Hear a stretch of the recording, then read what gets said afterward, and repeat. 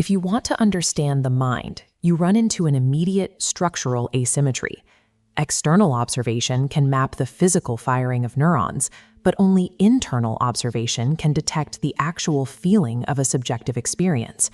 These two perspectives do not translate into one another. A neuroscientist can pinpoint the exact neural correlates of a subject seeing the color red, but that scan reveals absolutely nothing about what the color red actually looks like to the person experiencing it. Modern science often assumes that because internal experience is private, it should be discarded in favor of purely physical measurements. Excluding first-person phenomenological evidence from our models is not a mark of scientific rigor. It is a severe methodological blind spot. To understand why internal observation is valid, we have to distinguish between cognitive process and phenomenal content. A cognitive process is the hidden mechanical sequence in the brain that leads to a decision, while phenomenal content is the exact felt texture of the experience itself. Decades of psychological research demonstrate that humans lack accurate access to our own cognitive processes. When asked why we make specific choices, we routinely invent confabulated reasons rather than reporting actual mechanical causes. Look at this split model comparing our internal access. The left side shows the opaque gears of our cognition, the hidden processes we cannot accurately self-report. But the right side shows the expanding geometry of phenomenal content. Our inability to track the mechanical why behind a choice does not negate our immediate access to the what, the pure feeling of an experience as it happens. Materialists often point to the unreliability of daily, casual introspection to argue that all internal data is scientifically useless. They argue that because an untrained person cannot reliably describe their own mental states, first-person data cannot be trusted. That argument compares ordinary introspection to naked eye astronomy. Dismissing phenomenological reporting because the average person is bad at it is like concluding the rings of Saturn don't exist because you can't see them from your driveway. Rigorous contemplative training acts as a high-powered telescope, radically increasing the resolving power of human attention. We have 2 millennia of trained contemplative practice, developed across entirely independent traditions, yielding systematic, high-resolution observations of the mind. Meditators achieve specific, measurable improvements in introspective accuracy that novices entirely lack. Consciousness contains distinct features entirely invisible to third-person brain scans. Assuming a purely physical model and discarding the telescope of trained attention guarantees our science of consciousness will remain permanently incomplete. When practitioners point their trained attention inward, they don't just find abstract feelings, they discover highly specific, repeatable structural axioms of the mind. The most significant structural discovery is that consciousness can observe its own contents without identifying with them. Contemplatives call this state witness consciousness. Witness consciousness is a phenomenological capacity where awareness observes passing thoughts strictly as objects, without reacting or engaging. This diagram illustrates the phenomenon. The central spherical node is the observer, utterly unaffected by the smaller shapes representing transient thoughts. The observer possesses a profound structural elusiveness. It can observe, but it can never be turned into an object of observation itself. If you try to observe your own observing, a new, higher-level observer is instantly generated. You become aware of the awareness, creating an infinite structural regress with no ultimate endpoint. This regression is not a failure of the practitioner's ability to focus. It is a foundational law of how subjectivity operates. The subject must always remain on the observing side of the divide. Advaita Vedanta describes the seer who is never seen, while Buddhist traditions map the exact same architecture, and figures like Krishnamurti describe choiceless awareness. Entirely independent global traditions have converged on this exact phenomenological structure, confirming it as an objective, observable feature of mind.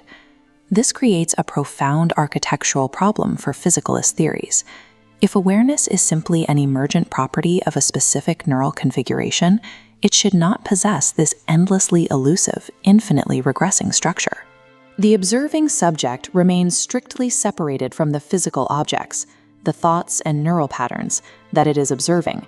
It refuses to be reduced to the material it watches. The existence of this unobservable, permanently detached witness provides concrete, first-person empirical support for an interactionist dualist reality. Beyond the detached observer, contemplative data reveals a second major structural discovery. Consciousness operates across two contrasting modes of interaction. The first mode is active selection. Active selection is an effortful state where consciousness engages directly with the brain to forcefully hold desired mental patterns stable, requiring continuous work to prevent attention from drifting. The second mode is passive witnessing. This is an entirely effortless state. Awareness persists without doing any computational work, allowing thoughts and contents to simply arise and pass naturally. The transition between active selection and passive witnessing is not a subtle philosophical distinction. It is a vivid, sharply felt physical shift inside the practitioner's experience. You can clearly feel the moment you stop directing the mind and start observing it. Third-person data confirms this internal shift. When meditators report dropping effort, fMRI scans show precise neural correlates, specifically posterior cingulate deactivation. The posterior cingulate is a central hub in the brain associated with self-referential tracking. This spectrum diagram maps the progression. Independent meditative taxonomies, from Theravada Buddhism to Tibetan practices, chart this exact pathway. They document a journey moving away from the jagged, effortful thought of active selection, smoothly flattening out into effortless equanimity. These states do not operate as simple binary switches.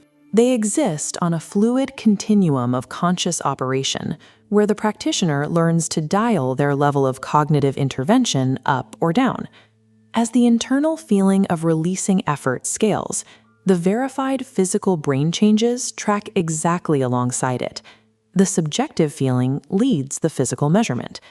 The reality of these two modes shows that conscious choice dictates physical brain behavior. The subject chooses to exert effort, and the brain follows, challenging the assumption that physical neurons alone are in the driver's seat. Advanced practitioners do not stop at waking equanimity. They push into extreme boundaries of what trained consciousness can achieve, entering states entirely invisible to standard observation. Through practices like Tibetan dream yoga, individuals train to maintain vivid, recursive awareness during deep, dreamless sleep.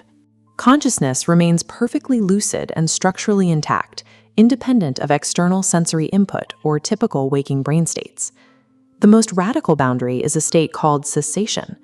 Cessation is the voluntary ability of an advanced meditator to entirely turn off phenomenal consciousness, experiencing a complete blackout, while standard brain activity continues. If consciousness were simply identical to brain activity, voluntarily turning off the mind should result in total neural silence. Yet the brain remains active and structurally reorganized, which suggests consciousness and neural patterns are not a simple identity. Woven through all of these advanced contemplative states is a pervasive, defining feature, a complete saturation of aesthetic quality. Prolonged, intense internal concentration does not strip away the subjective feeling of beauty or harmony. If aesthetics were just cognitive illusions, deep focus would dissolve them. Instead, rigorous practice drastically sharpens and intensifies these aesthetic textures. This diagram illustrates how beauty binds across entirely distinct physical substrates. A mathematical proof, a physical sunset, and a musical chord share no physical properties, yet all three filter down to evoke the exact same identical aesthetic experience of beauty. Physics provides no unit of measurement for a musical chord's beauty or its evaluative character. Yet that beauty constitutes the core texture of the experience itself. Because beauty is simultaneously qualitative, evaluative, and holistic, its intensification through contemplative training suggests that first-person investigation accesses genuine features of consciousness that physical descriptions cannot capture. 2 millennia of systematic investigation, paired with modern neuroscience, provides an empirical basis for choosing between our competing theories of mind. First, the evidence eliminates epiphenomenalism. Specific, phenomenologically engaged mental training, like cultivating felt compassion, produces distinct, verified neuroplastic changes that alter future behavior. Consciousness clearly does causal work. It is not a useless byproduct. Simultaneously, reductive materialism is eliminated. Materialism fails because the explanatory gap between physical data and subjective feeling persists structurally. Better brain scanners give us more precise correlations, but they bring us no closer to explaining why a drop in posterior cingulate activity actually feels like unburdened equanimity. This network diagram models the architecture supported by the unfinishable map, interactionist dualism. Interactionist dualism is the framework arguing that physical matter and irreducible consciousness exist as two distinct layers that causally interact with one another. The mechanics of this architecture are bidirectional. Consciousness asserts downward influence on physical matter through active selection, and it possesses the unique capacity to deliberately withhold that influence through passive witnessing. This dualist framework has immediate consequences for individual self-regulation. Accessing the detached witness mode is a literal mechanism for reducing reactive suffering. By observing thoughts rather than engaging them, we sever our identification with destructive mental processes, untangling the physical and emotional loop. Abandoning the illusion of materialism offers a middle path. It allows us to navigate between anxious grasping for physical permanence and absolute nihilistic despair. Treating consciousness as an irreducible force provides a functional, evidence-based map for navigating the human experience from the inside out.